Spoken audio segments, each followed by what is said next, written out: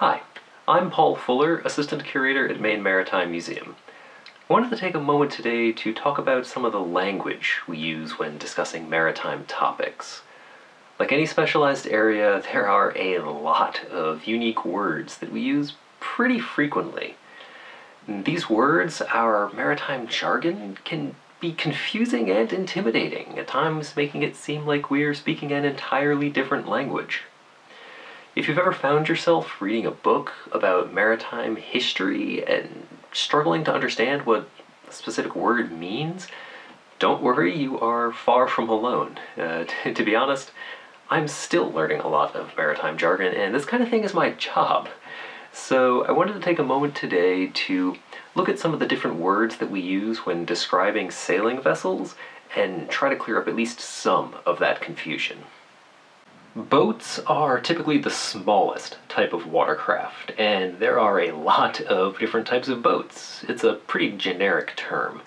Think lobster boats, like the two in this oil painting by Charles Cushman that are getting some work done before they're able to resume fishing.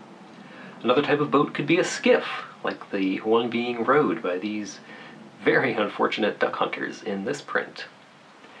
As I said, there are lots and lots of both smaller and larger watercraft that can fall under the very broad term boat. But let's look at some bigger sailing vessels now. Before I get into some of the words that describe these bigger sailing vessels, the main thing to know is that these words describe the sail plan of a vessel, which refers to the way that different sails are set up on different masts. To keep things simple, there are basically two types of sails: square-rigged sails and fore and aft sails. Square-rigged sails run across the vessel, while fore and aft sails run along the vessel. And I'm sure that's kind of confusing to think about, so let's just jump into some pictures to explain. Schooners are vessels with two or more masts and fore and aft sails.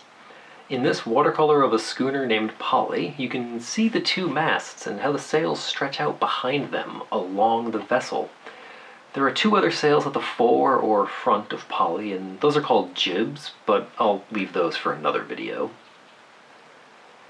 This oil painting of the Evelyn W. Hinckley by Antonio Jacobson shows a four-masted schooner, and the orientation of the fore and aft sails are even more apparent.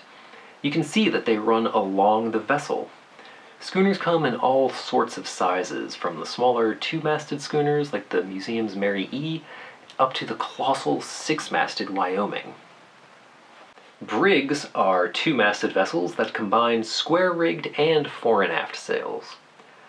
The foremast consists entirely of square-rigged sails, while the mainmast has square-rigged sails above a fore and aft sail, which you can see on the Caledonia, which is clearly having a tough time at the moment. To make things more confusing, there are versions of Briggs that don't have any square-rigged sails at all on their mainmast, like the F.I. Merriman depicted in this watercolor by Luigi Rinaldi. Barks are vessels with three or more masts, with square-rigged sails on the first mast and fore and aft sails on the final mast. The Edward Sewell, as seen in this watercolor by Susan Quick Calhoun, who actually sailed on it as a child, is a great example of a four-masted bark. And finally, at least for this video, full-rigged ships are vessels with three or more masts featuring square-rigged sails on the fore and main masts and one fore and aft spanker sail on the final mast. Britannia, brilliantly painted by Duncan McFarlane in 1864, is an excellent example of a fully rigged ship.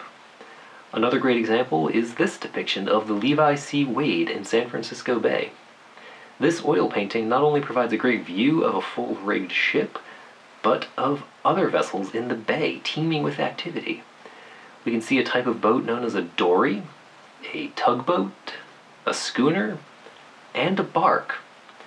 This painting does an excellent job of showing the great breadth of types of vessels that we talk about in the maritime world. So, different words like schooner, brig, bark, and ship all refer to ways that sailing vessels are rigged. And you may ask, okay, So what? And that's totally valid. Sometimes these distinctions really aren't all that important. We often refer to any ocean-going vessel as a ship and anything smaller as a boat. But this is all part of our shared language of maritime culture. Just like we have specific words for different types of phones, like landline, flip phone, smartphone, we use different words for different vessels because it helps us communicate more easily. That differentiation is what allows us to more easily understand each other. Now, obviously there are a lot more words that are part of our maritime jargon, but I think this is a decent start.